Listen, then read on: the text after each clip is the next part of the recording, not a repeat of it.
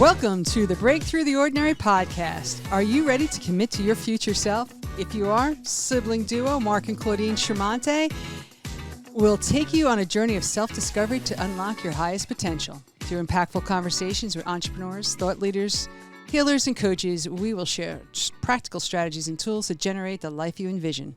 New episodes drop every Monday. We have a wonderful guide with us today, coach, transformational leader, Elizabeth St. Germain. She's a published author and founder of Living in Love Lifestyle and Collective. Elizabeth is a passionate teacher who is devoted to conscious love. She is here to impart the wisdom of her committed journey to living in love every moment of every day, and she does. As a life transformational guide, Elizabeth gracefully illuminates a path for courageous men and courageous women and big-hearted men who are ready to heal their parts of past traumas, love themselves free of who they are not, and liberate the power of love within. Welcome. Thank you. I'm so delighted to be here. I'm really looking forward to our conversation and our chat. Yes, same here. here. I've heard so much about you. I know Claude knows you more than me, a little more, and I'm so glad to meet you and to converse with you. I'm looking forward to it. So. I'm curious as to how you attract and bring forth those courageous women and big-hearted men to you, what that looks like. I live it. I am that.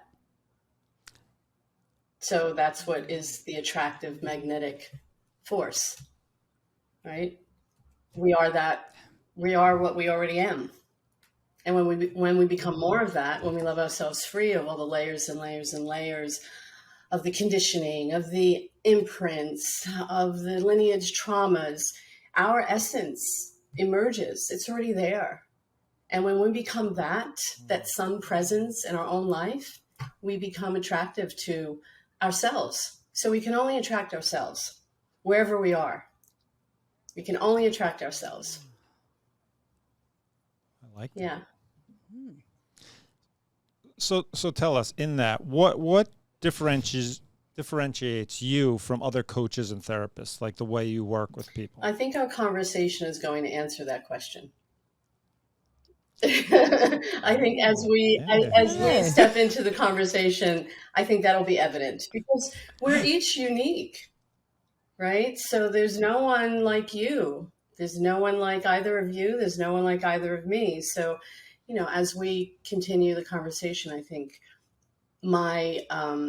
I call it my special blend of love will be evident. Mm. I like that. And, since I'm hearing you say is you embody that in which you are always, as you return home, I'll say to who your true essence is, and attract that, right? People see that and be like, oh my, like I want to come home to me and I want to work with Liz. Do you also have a way for you to say, this is the time for us to work together, and maybe this is not the time for us to work together? Well, I mean, what are you energetically? Yeah, I love that question. And one of the things that I've always said is that wherever you are on your pathway of living in love or your pathway of self-realization, I can and will meet you there. Meaning, what does that mean? That means I have clients who've never meditated. I work with 70-plus-year-old women whose husband came home and said, hey, I want another life. And they never, ever did any kind of personal development work, at 70-plus years old. 80s. I've worked with women in their 80s, and I love that because it's never too late, ever. So wherever someone is, I meet them there. I have clients who I've been working with for 10 plus years, and, they're cosmic cowgirls. They want to surf the cosmos, and they want to get into the mystery schools, and they want to get into the deeper esoteric wisdom. Okay, we can do that. So there's a level for everyone to come onto the path, right? Life brings us onto the path from so many different areas of life, right? Doesn't matter as long as we get on the path. Sure. It doesn't matter how we get there, as long as we get there eventually. Mm.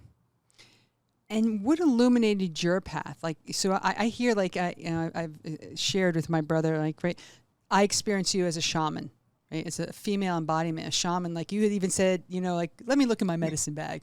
Right? That sense of what called you forth to these different paths or different entry points on the path. Let me say it that way. That's been an amazing journey, actually. And I think I came out of the womb asking, who am I? Really, I've been a seeker my entire life. I've always questioned everything. Why do we do this? Why do we do it that way? Why do I have to call the priest father? He's not my father. Growing up in Brooklyn in a Catholic, Italian-American family. I mean, we got ushered to church every Sunday. And, at a very young age, this may sound a little arrogant for some, but I think your listeners will understand what I mean when I say, I remember that I was God. At a very young age, I remembered that there is the spark of God in me and that I didn't need anyone to mediate or be an intercessor and so I got kicked out of that club. And, and I've just been evolving and evolving and evolving ever since. So I stepped onto the path when I was 24. And I had a profound spiritual awakening that I understand very differently now, what happened to me then, because I didn't have any of this on board then, right? Like no one in my world was talking about crystals or past lives or the medicine women in my family were still in hiding. They were way, way, way in hiding and they hid behind the rosary, and that's okay. Because they were very powerful, very, very powerful. And so I had this profound awakening, and it was in a church. I was told I got saved. And it was very interesting because it was at my niece's dedication. I'm the youngest of 6. And so one of my oldest brothers had converted from Catholicism to very, very left fundamental Christianity. And so he was kind of working on me and witnessing to me. And I remember one day just crying, like I was in my 20s, like, where is my brother? I miss my brother, because he was so indoctrinated. And so they asked me, my brother and sister-in-law asked me to be my niece's godmother, and I accepted. So I was at her dedication. And I had a unification experience. I didn't know what that was then, but I know what it is now. I literally popped out of my body. I had an out-of-body experience. I was watching everything that was going on, and I was in oneness. And I believe that experience, I understand it now from many, many, many levels. I understand it from the metaphysical level. I also understand it from the real grounded psychological level of what my soul was up to. I think it saved my life. Actually, that experience was a course correction, and it set me on a path of my awakened journey. And so at 24, I was living in New York in the cosmetic industry, in a very successful career. Oh. And this happened. So the girl that put her head on the pillow that night was very different than the girl that woke up that morning. And I wanted to know what happened to me. Because something happened to me. Something very profound changed in my entire matrix. I was not the same person. And I had no reference to anything other than my brother. So he led me to his source. And he literally bought me my first study Bible. And being the researcher and the need to know kind of soul that I am, I literally immersed myself and I read it from cover to cover. And I began having dreams about past life experiences of being a disciple. Now, again, I had no reference to any of this past life memories, but something was opening up and awakening in me, a very, very deep memory. And I've made a lot up about what that experience meant at different levels of my life. Right. So that was at 24. Mm-hmm.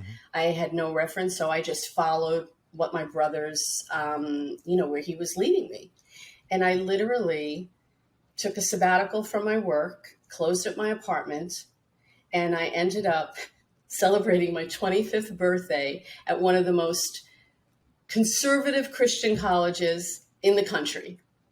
So there I was, this New York girl, curly hair, a little wild, like amongst all of these very, conservative pastors' children.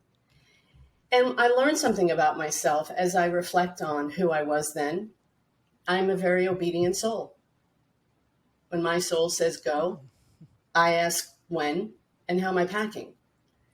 As I reflect on my life now, and I'm approaching a big milestone birthday next month, right? 6 decades on the planet, I can look at my life and say, wow, I have just been on an adventure. And so that was the awakening. That was a course correction. And I had already at that point been in the holistic world because I had a holistic skincare business. So everything that I did was holistic. I was already doing reflexology, aromatherapy, craniosacral therapy, already eating organic food in the 80s. I mean, my family would, right, we weren't talking about stuff meatballs like and sauce. We were in the closet. We were like way in the closet. And, my family was like, who are you and what planet are you from? But it's just, I just followed my essence, and I believe that our essence is like that flower that blooms through the concrete. No matter what, it's going to try to express. And if we can become a bit more intimate with ourselves and listen, right? And really, ask, what's my next right step, left or right? And we have the courage to take that step, we're on a quest. There's no right, there's no wrong. It's always going to lead us, I believe, to love, no matter what. There may be some twists and turns. There's going to be a lot of ebbs and flows. We're going to learn a lot about ourselves, but it's a magnificent journey. So that was the beginning. And then I evolved into energy work. And I started learning. Some of my earliest teachers were Louise Hay, Carolyn Mace, Barbara Brennan. Like these were my early, big time listening to podcasts. I was a workshop junkie, and also sound. And I stepped into the sound world. So I've been a certified vibrational practitioner from the early 90s, like 91. So I still have my original tuning forks. Literally, I've had those since the 90s. And so I got into energy work. And then I got into the consciousness realm, actually here in Florida. I was living in Florida. It was 92.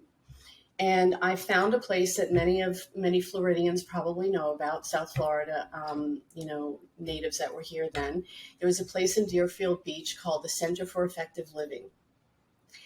And when I found that place, I was in the corporate world at that point. I was working for AT&T Wireless in corporate sales. And when I found that place, I was home.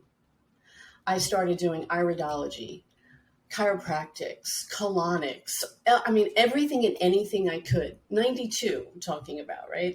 And then I stepped into the conscious language world with Bob Stevens, who's the founder of Mastery Systems. And he's one of the pioneers of conscious language and many elegant systems of upgrading human consciousness, like bio-optic holography, which is iridology with consciousness, right? Right, exactly. And so here I was, in the corporate world. I'm a young mom. My daughter was 2 years old. And I am just elevating to this next level.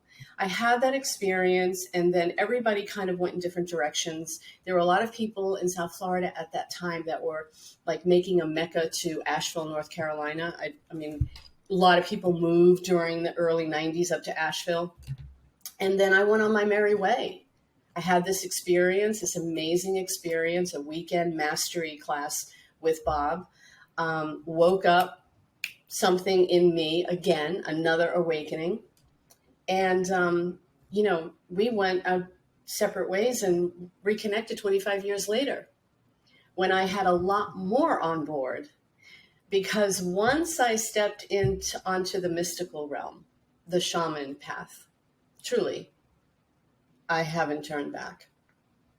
And it's interesting you say that, Claudine. I really appreciate that reflection, because I don't call myself a shaman because I'm not indigenous. I'm not of an indigenous culture.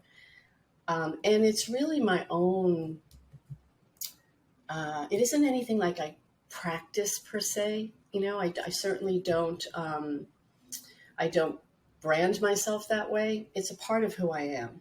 It's just the deep wisdom, of the earth. And I have been very fortunate to have amazing mentors. My first shaman mentor was an Eastern Cherokee. And so that was an amazing experience before the internet. I apprenticed with her for 8 years by phone. And I came to her, however we come to the path, like I was saying, I met her because I was looking for someone for my daughter at the time, who was 7 years old and struggling with adjusting to moving to Maryland. And I had a friend of mine who is a lazurist, which is a form of veil painting through Rudolf Steiner's work of anthroposophy. I'm not sure if you're familiar with Rudolf Steiner, who's the founder of the Waldorf schools. Mm-hmm. Waldorf yeah, school. So my daughter is an alumni, and so she was in the Waldorf school. And so I had an artist come to my home to paint a mural in her bedroom to help her ensoul her space. It was very intentional, and so we spent a couple of days together. And inevitably, sometimes what happens when you're hanging out with someone, you're getting to know them, that statement, I don't know why I'm telling you this, but I feel like I need to tell you this, right? It's, that usually ends up emerging in the conversation. And he said, I feel like I really want to introduce you to this woman who I had an experience with, and she was the shaman. She went by the name of Great Bear. And so I called her for my daughter.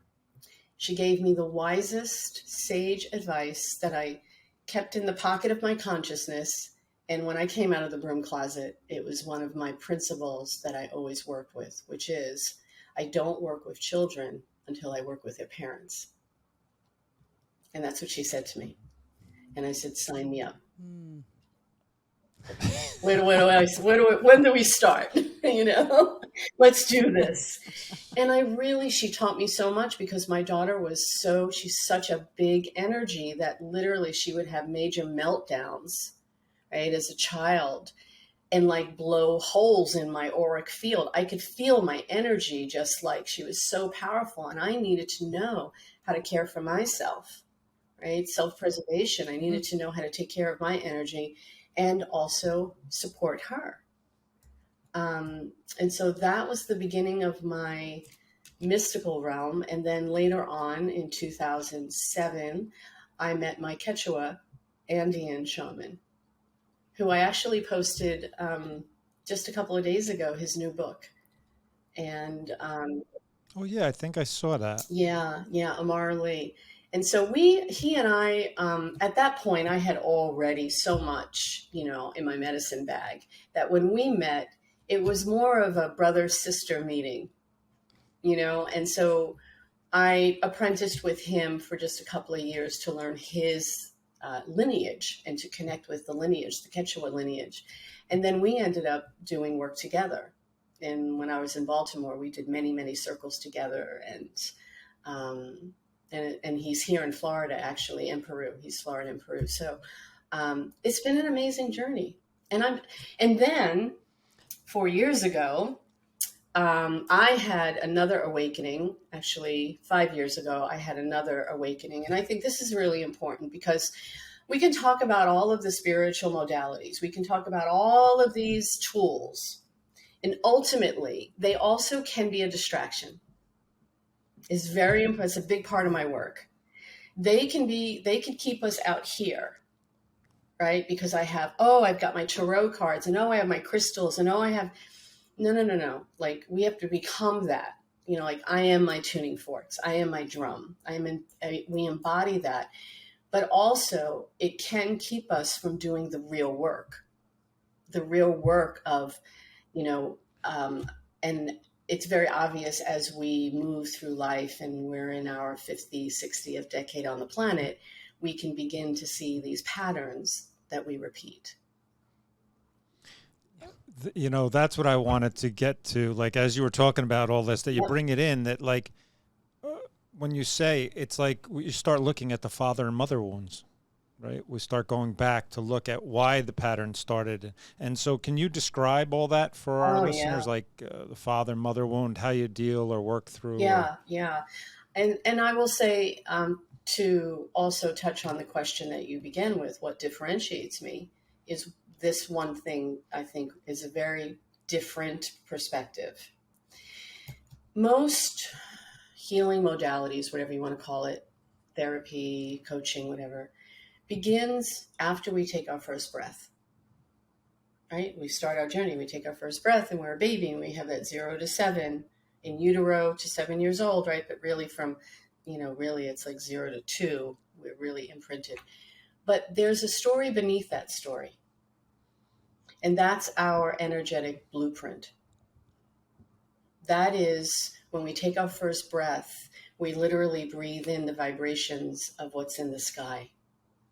And that becomes our natal chart, our astrological natal chart, our horoscope, right? And if you look at your natal chart, which you can pull up on many, many different websites with your birth date, your birth city, and your time, very important, you literally can see the blueprint that your soul chose, the roadmap that your soul chose for this incarnation to evolve through. Because the soul is infinite. The soul is infinite, but we have incarnations. And at least let's just deal with this one, right? We have this incarnation because now is the power moment of transformation. This now moment ripples out to infinity, right? So whatever we do now, it ripples out. We don't even have to worry about past lives. You know, it's like right here, right now, can we just deal with this? Is this enough, right? This is enough. It'll clean it Exactly. up. Yeah. Let alone, you know, worrying about my Akashic records. And, you know, I am the Akashic record. Life is going to show me what's in the Akashic records of, you know, my journey. So it's very practical. But that's the place to begin. Because here's what I say about that. We aren't who we am. I'm going to say it this way. It's going to follow me. We aren't who we are because of the mother and father we have. We have the mother and father that we have because of who we am. We live in a holographic universe. There's only one of us here. And I don't mean that in a very cliche way. I mean that literally. We live in a holographic universe. So the projection of that energy that we are, that blueprint, we have a sun, father, we have a moon, mother. And the 3D manifestation of those energies is mom and dad. Now, when we understand that energetic nature of our moon, which is our subconscious, the moon represents our subconscious, we can understand what is running our life. Because until we make the unconscious conscious, it will control our life. And we'll call it fate. Right? So that's the work that I really do, in essence, is bringing what's unconscious to the light out here so we can do something different with it. Because if it's hidden, it has power. If we bring it to the light, the subconscious can literally reorganize it. And it does it. Mm-hmm. It does it on its own. There's no work. It's just making the connections. And language is the tool. Language is a profound tool, tells us the whole story. Right? But when we understand that there's a story beneath the story, you know, it just doesn't begin at our first breath. No, that's a good place to start. Absolutely. And if we can follow that even deeper, to know thyself. Who am I? You know, I'm Virgo sun. I'm Capricorn moon. These are energies that make up me. I don't have the sun in Virgo. I am Virgo sun. I was born under the Virgo sun. So that energy imbued in me. It is who I am. It's woven into the fabric of my being. I can't help it, and my soul chose that for me to evolve in this lifetime. So when I understand the qualities of those energies, I can see how they play out in my life. And as my mentor says, who I stepped onto another path 4 years ago, every relationship in our life is a planet on 2 feet. I mean, it is comical when we start looking. It's like, oh my God, there goes Mars. Okay. And yes, mom is our first love. She is our first love. When a baby looks into her mother's face or his mother's face, he sees himself, falls in love with himself, right? And so there is that original wound, right? And each moon represents mom. So your moon in your chart represents mom. It can show you what wound you came here to heal. We all have a Chiron. Chiron is the wounded healer. We can see the wound we came here to heal. And then the art, which it really is an art, is to dance with that and what's happening in your life, and and how is it manifesting and how is it showing up, and it really is an art. It's which I happen to love dancing with, because for me in my work, I'm a mirror for my clients' discourse. I'm a mirror. Right? So our discourse is our narratives. How we talk about life, we can hear it. We can listen, we speak our chart, we speak our subconscious nature. And when we have that mastery to hear, and some of us we all have different gifts, innate gifts. We all have innate gifts, right? I mean, and bringing them online is the journey. Really, right? Because you could probably look at your life and notice that there were things in your life that you had an affinity for, whether it was art or sports, or there's an affinity, right? Well, that's your nature. That's your energy. That's who you are. I have always had an affinity for nature. Always. Even when I lived in Brooklyn. It was like, where can I go to nature? My soul yearns for it because that's what Virgo is. It's the earth. That's a part of my nature. So when we really begin to know thyself, we can honor who we are. One of the things for me, actually, this is a good way to describe when we're not aware of what our nature is, how we can kind of work against ourselves, right?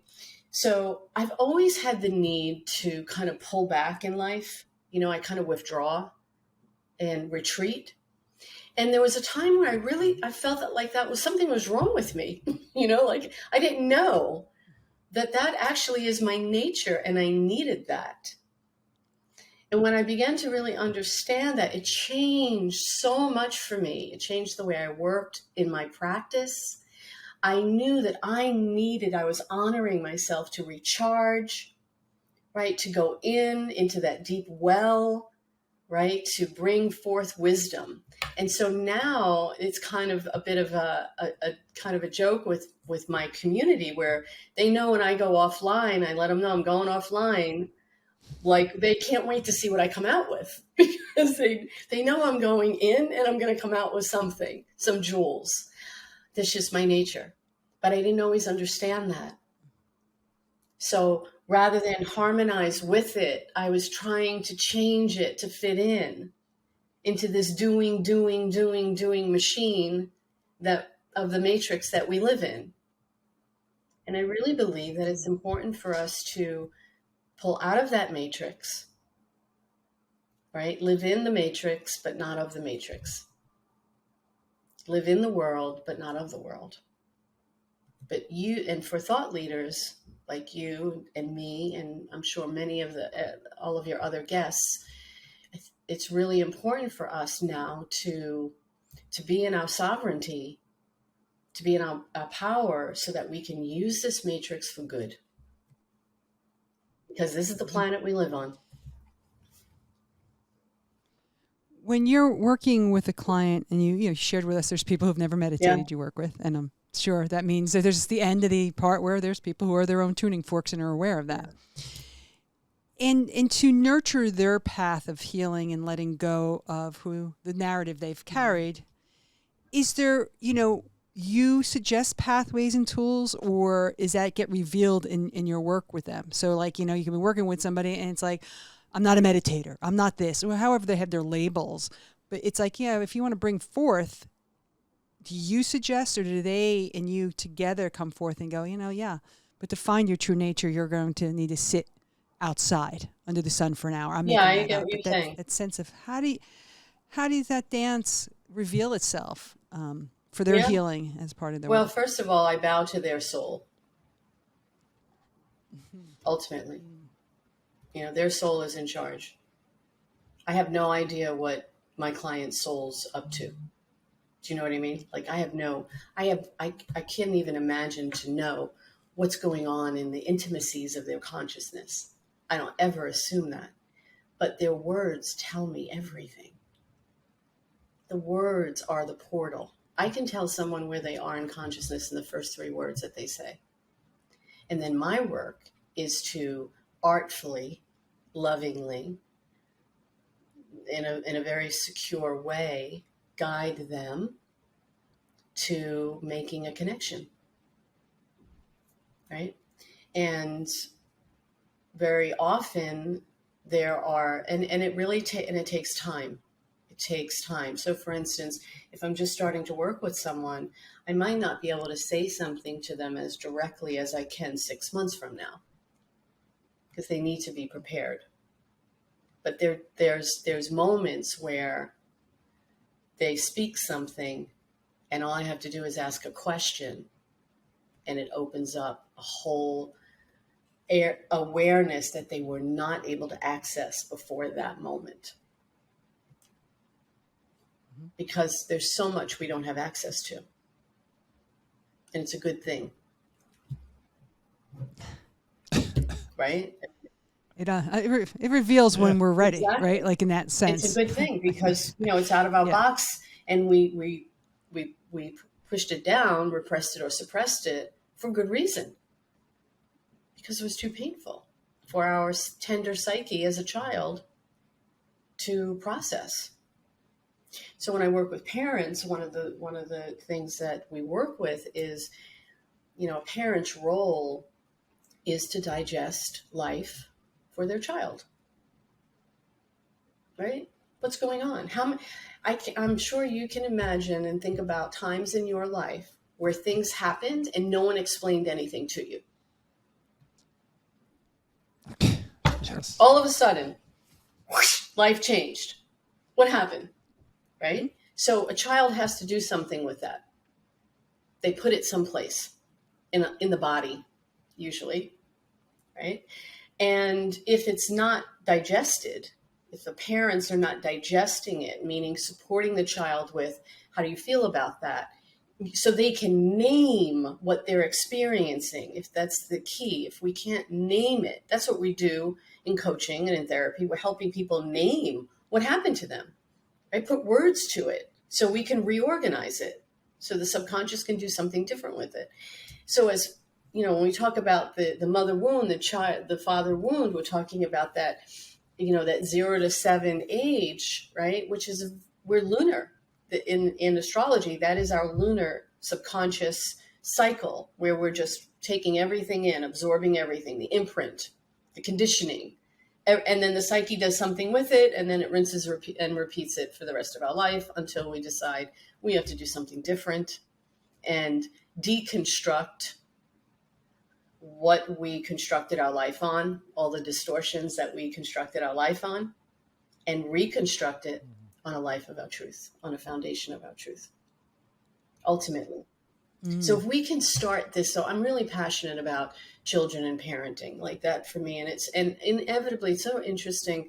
I didn't plan on this, but from very early on, when I was doing mostly energy work and a lot of the mystical stuff when I was in Baltimore, I'd work with a mom or a dad, and inevitably they'd say, would you work with my daughter or my son? Because they're really struggling. We're going through a divorce and we're really struggling. And I was like, wow, okay.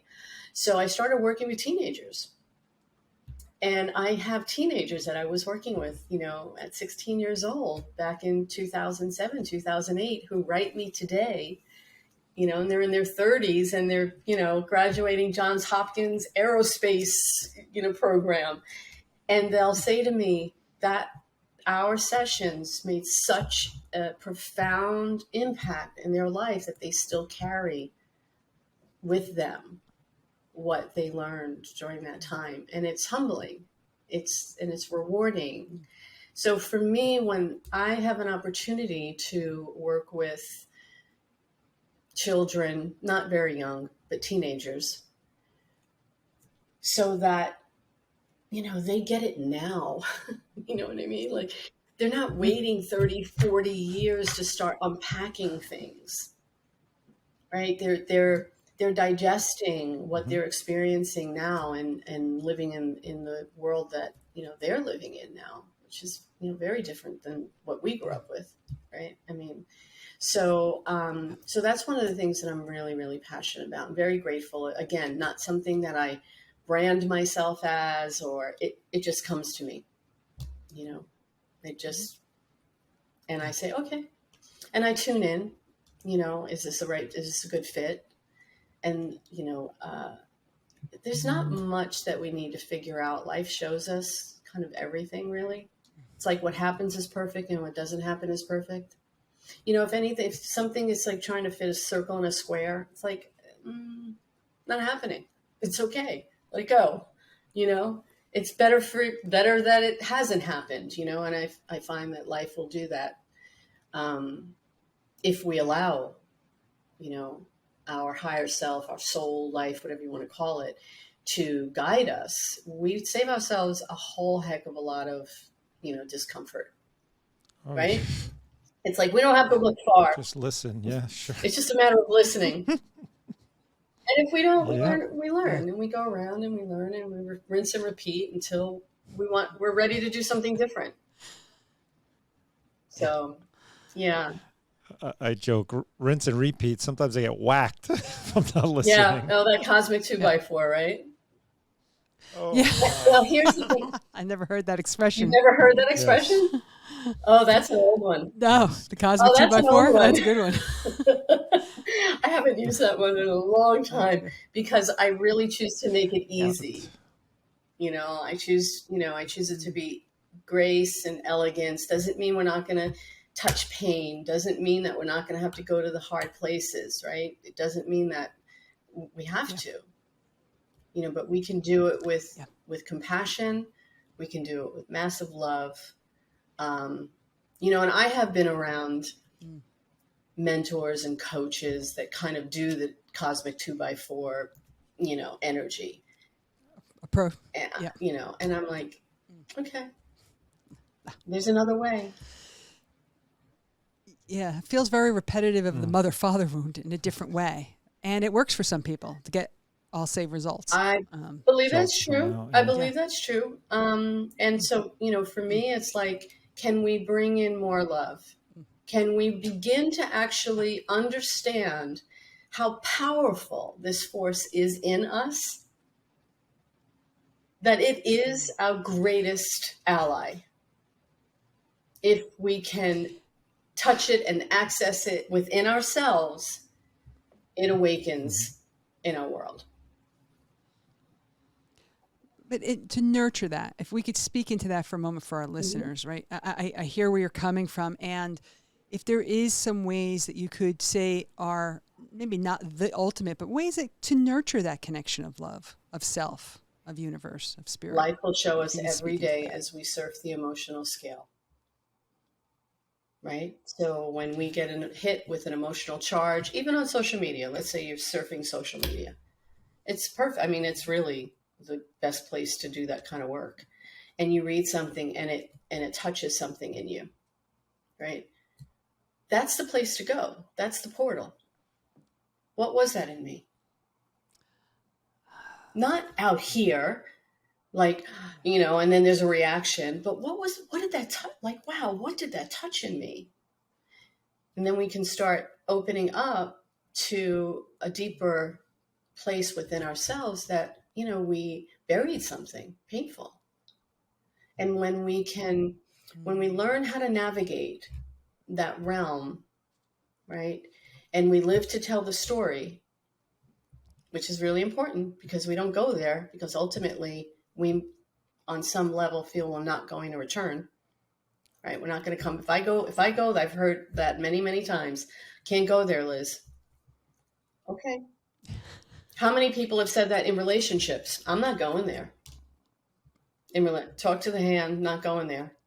Well, I think it's important that we respect that because that's the subconscious telling us I can't go there. And we need to really respect that. But then we can learn how to navigate it in a different way, come around in a different way where it can be received. And that takes skill, it takes finesse, it takes patience, it takes love. And when we can, do this for ourselves, if you're having a conversation, if I can use something actually real practical and something that we experience, the three of us experienced just recently. Sure. I mean, yeah. So we had an experience the other day where we were planning to record and all kinds of technical things were happening, right? So for me, I was in harmony. Like I was in total harmony. Like, okay, it's, not happening, but something is happening here. Do you know what I mean? Like there was something happening other than what we thought we were supposed to be doing. Yeah. Mm-hmm. So for me, my work would be, was there any disharmony in me? Was there any kind of emotional charge? Was there any judgment? Was there anything did I have anything up around what was going on? And if I did, that would have been the portal for me to go in to say, what was that about? What was happening, Liz? What were you feeling? So I'm sure you both had opportunities to kind of go in and look at your responses, what was happening, right? And, for me, how do we get to this place of being connected, but being detached? Right? Not disconnected, but detached. Very different. But still staying connected in our heart. How do we get there? Layer by layer by layer of emotional charges, of being stripped of attachments, of any kind of outcome. And, for me, fortunately and unfortunately, I've had some pretty profound shakeups in my life to strip me of any concept of idea of or identity that I have any control over anything. And those are the places where we get taken down to our essence, right? And I'll just use this. You've heard this. It's kind of cliche-ish, but it's not. We don't sweat the small stuff. And it's in that work of being stripped down of the identities or whatever we made up of things, and we can go into that place of healing. Yeah. That's what brings us to love, because love is already there. Love is already there. So it's when we can use fear as a portal, anger as a portal, because all energy has a trajectory. There's a polarity to all energy, right? So the polarity of deep sadness and grief is joy, right? It's joy. And that is our essence. So when we learn how to navigate, when we can be courageous enough to, and honest enough with ourselves to say, that doesn't feel good. That really touched me. What is it in me though? Like that question right there is gold. What is it in me that said that? What is it in me that reacted that way? What is it in me? It's gold. The question always compels an answer. Yeah. Thank you. I just share. I could use the example of what happened the other day, and it was there's parts of me that want to look perfect or come across perfect or good, and I had a little charge on it, and it was just looking at. Yeah, I was charged, but it was that part of I want to look good, or I've heard a lot about Liz, and I want her to see me in a certain light or whatever that is. But it was just slowly unpack that of giving away that attachment to I'm not perfect, but I want I want to be liked that way or seen that way. But I wanted to share as you were speaking, you and I agree with you. It's that deep listening, that soul, that spirit, whatever it is about us. And not everybody's going to get to work with you. Maybe some people will watch this and go, I want to work. Is there a couple tools or ways that somebody could start that process in a gentle way? Like, as you said, some people have never meditated. What a couple tools that they can start to listen or see, that those first steps of, Noticing. Noticing or becoming aware. Can you give Sure. Well, first I want to say thank you for being so vulnerable and sharing that. Your charge around. I really appreciate that. And there's so much more to that, underneath that, right? As a matter of fact, it's funny you use that word because I'm going to do a live in my Facebook group on perfection because we're in Virgo season. And I mean, who doesn't call a Virgo? I'm a Virgo too. Did I say we speak out chart? Just saying. Just saying. That's hilarious. I love it. Yeah, yes. We didn't plan that. I didn't pay you for that. No, that was great. So, Claudine, you actually said it. It's observation. It's self, non-judgmental, being the observer, the non-judgmental observer of self. Meaning, begin listening to what you're saying. So, we're not trained for this. And so when I'm sitting with a client, they'll start getting into their story. And, we get so invested in this story. And it's like, really devoted to this story and committed to bringing it forward with all the juiciness. And I'll stop them and I'll say, just take a breath for a moment and share the story from the place of listening to what you're saying rather than speaking to me. Speak to yourself. What are you saying? And what will happen is the words will wake us up because words are sigils. Words are energy packets. If we can look at letters, they're mandalas of light. They're frequencies of light. It's consciousness. And when we listen to our voice, even we feel our voice, the tonation, or, we might say the same. What was that in me? Where did that come from? Right. And we can begin to continue to ask the question and start walking down a pathway that will bring us to a place as far as we can go until we start feeling emotion. And words will immediately. And one of the earliest things that, my conscious language mentor taught me was specificity. Because when we get specific, we activate the feeling world. And one of the hijacks of the subconscious is to keep us being vague.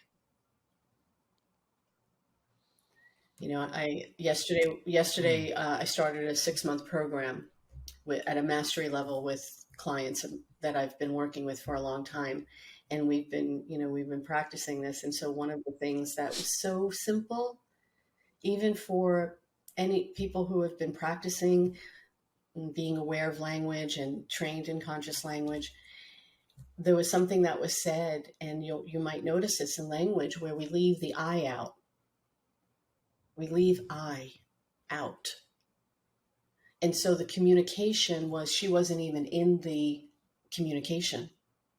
It was like starting with not doing this. Who's not doing that?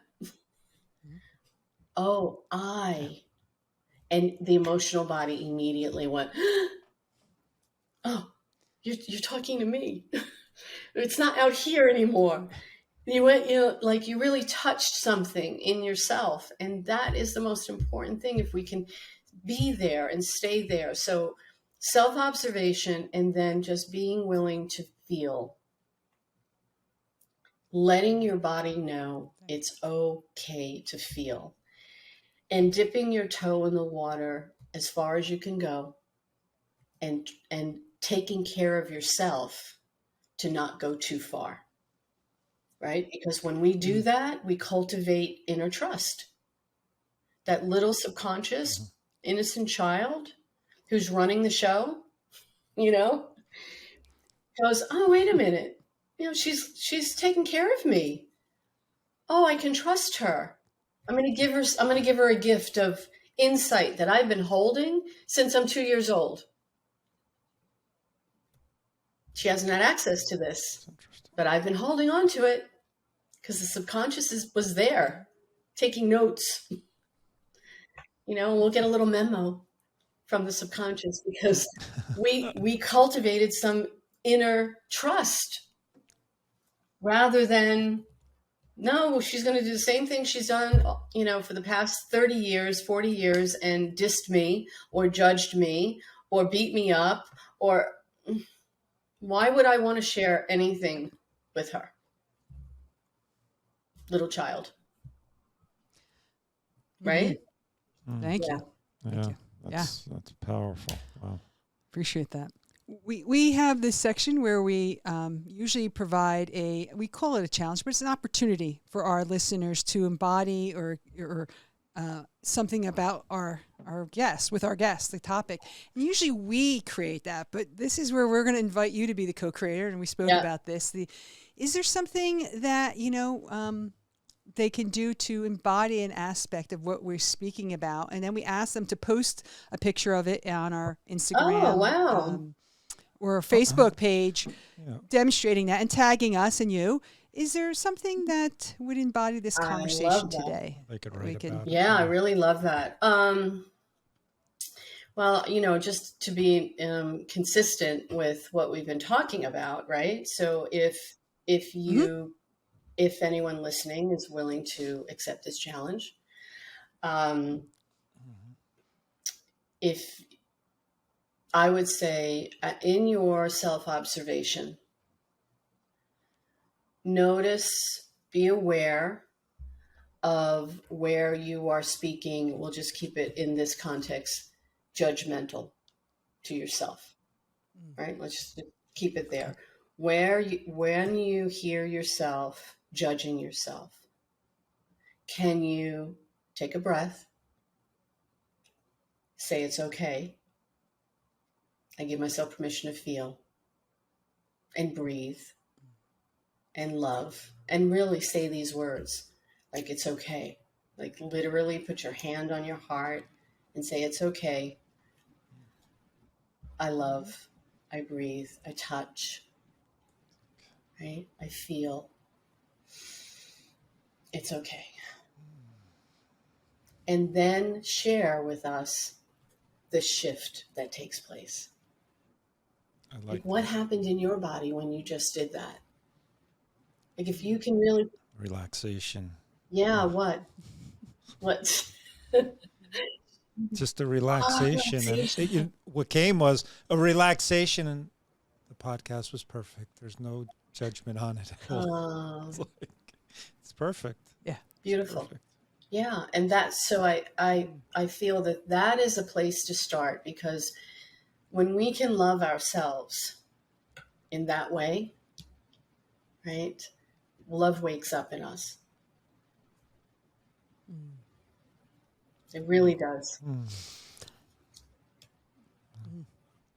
Thank you for that. And please share with us on Facebook, Twitter, and Instagram at the BTO podcast, what the shift was, as we say, it is okay. Yeah. Right. And Breathe, just so you I know, heard that permission. Yeah, we share ours too, so we're in. Yeah, I'm in it. Together. Listen, I'm doing my version of it as well. I'm always in it. Always, always, always. Yeah. We want to go to, I'm sorry, I We're good. to interrupt you. We do have a section here where we shift this to quick fire questions that are really very quick answers to quick questions, and we'll wrap there. So my first quick question to you is, who has been one of the most influential people in your life? Why? My mother. Anything you would like to share as to why? Yeah, she was my model for compassion without even knowing that that's what she was modeling for me, because she had a very, very rough life and never hardened and always had a soft spirit. Very New York, straight, direct, no filter, but, but very compassionate. You can relate, huh? Wow, thank you for sharing that. Yes. But compassion. Yeah, our mother has given us a lot of, what does God mean to you? Spirit, God, what does it mean Consciousness, light.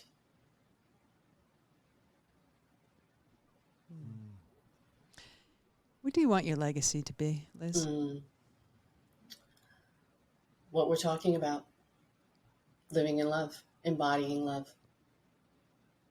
And I didn't plan that. My chart spoke through me, my essence. And if, when we look at it, when I began really understanding that's who I am, I understood what I've been doing my entire life. Looking for love in all the wrong places for a long, long time. Until I went within. And I found love, and I found love here. So embodying love. Well, great. Okay. What's your superpower? Good question. I have X-ray vision in the underworld, in the subconscious realm. I really do.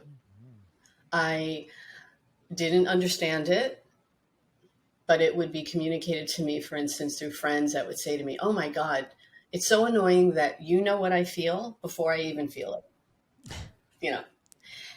Or as a child, how did you know that? I don't know. I just knew. And then, of course, get in trouble because I knew something that I wasn't supposed to know. And I've learned that, again, and this is my moon, that, even the placement of my moon shows that. So I knew it before I understood why, right? Which is always very cool. It's like, oh, well, that's why, of course. But really, truly, I've understood it as I truly have X-ray vision in the unseen realm. I've had coaches say to me, "When are you going to claim you're the queen of the underworld?" And I'm like, I don't think ever. I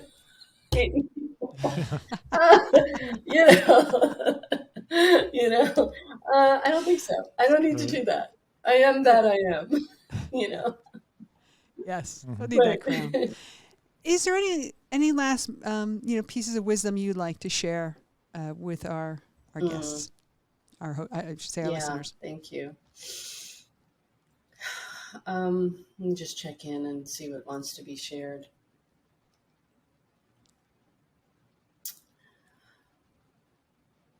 We are living in, obviously we know this, we are living in a time on the planet.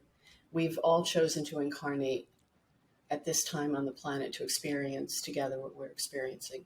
And what we're experiencing is a deconstruction of a very old system. And we're pioneers of that. Many will say, oh, we're in the Aquarian age. Well, not yet. We're still taking down the old age of suffering. And, we're still coming out of the Piscean age. So think about all the archetypes of what that age represents, right? We're deconstructing that. And so we're seeing it in the planet. We're seeing it out here, but it's also happening in here. We're each going through our own deconstruction of values, ways of living on the planet that don't serve us anymore. And It's a very insecure time because we don't know what's next. What's next hasn't yet presented itself. So we're in this space, of the in-between space. So my words for the listeners is get help, be in community, right? Be connected. Find your inner truth. Find what you value, what's important for you. And rather than get caught up in the frenzy of fear, pull out of that as much possible and find your inner peace, because that's going to guide you. That really is going to be our guide. Because we're not through this yet. We're going to see more. We're going to see more deconstruction. Mm-hmm. And so I just say, stay in your heart. Just really stay in your heart. And when you feel yourself going out, ready to go out with reaction of anything other than understanding, compassion, communion, go in and find what that is in you that wants to react, rather than projecting it on someone else. Because we can communicate. The word communicate is the word union, communion. It means to commune, to build a bridge of division. That's what communication can do. It can build a bridge. We're bridge builders. Be a bridge builder.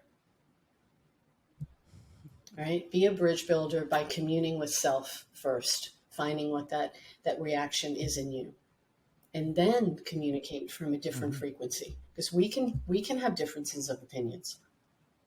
I mean, we have to, we should. Mm-hmm. Absolutely. Yeah. But can we communicate from love? We can't if we haven't found it in ourselves yet.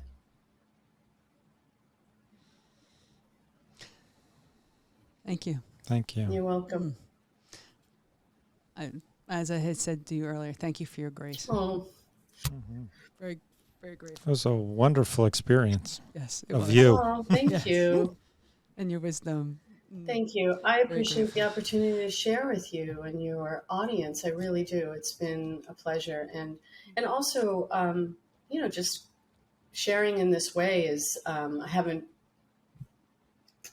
I've come through my own cycle of shifting and then like, oh, who am I now?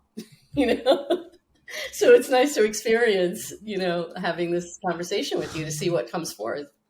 Thank you. Mm-hmm. No, thank you. And we will be giving our listeners information on how to contact you. And you do also provide such rich shares and some deep shares on social media. So there's also the opportunity to experience your essence there, even though it's not quite, it's a gift. And this is another level of intimate gift today. I'll be in the show notes how to connect with you if they want to work with you and all that. Okay, so. Thank you. Thank you again. Very much. Thank you for opening this platform. Congratulations. Mm-hmm. Very exciting. Thank you. Thank you. I've really enjoyed it. Yes, it is. Yeah. Yes. Awesome. Thanks.